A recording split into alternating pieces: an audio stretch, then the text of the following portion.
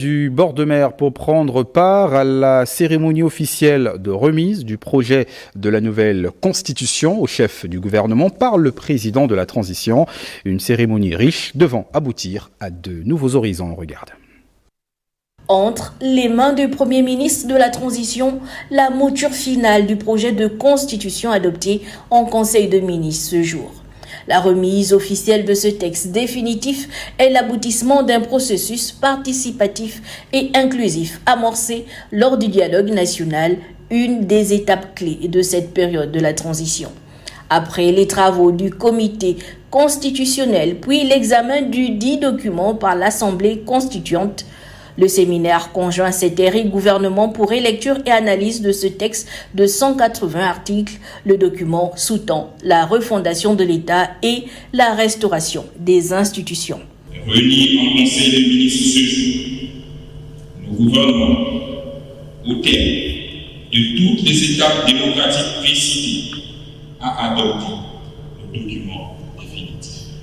Ce document sera soumis à l'appréciation de l'ensemble du peuple gabonais par référendum. Mesdames et messieurs, s'agissant de l'inclusion, elle est le maître mot de cette transition.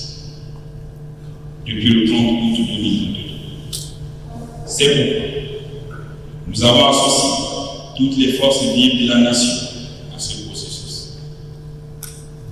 Je pense pouvoir le dire que nous sommes parvenus au meilleur projet de constitution possible pour notre peuple. Je dis pour notre peuple, car cette constitution ne saurait être un costume taillé pour un individu. Et encore moins, la constitution du général Brice Clotaire.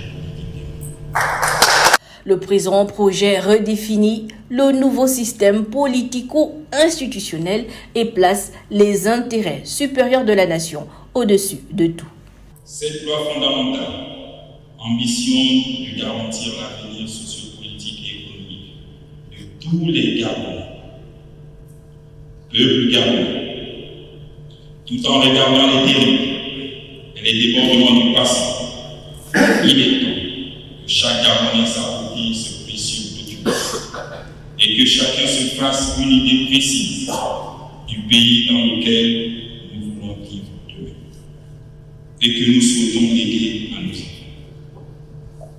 Pour cela, il revient à tous les acteurs ayant œuvré à la conception de ce document et à tous les patriotes de notre pays d'expliquer les changements et nouveautés de notre nouveau système politico-institutionnel qui apparaissent avec cette nouvelle constitution.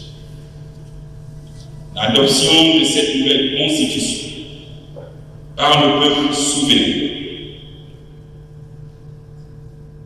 constitue un premier pas de notre essor vers la félicité. Adopté en Conseil de ministres, celui-ci fera l'objet d'une vaste campagne d'information et de vulgarisation sur l'ensemble du territoire national avant de le soumettre à l'appréciation du peuple souverain au cours du référendum prochain.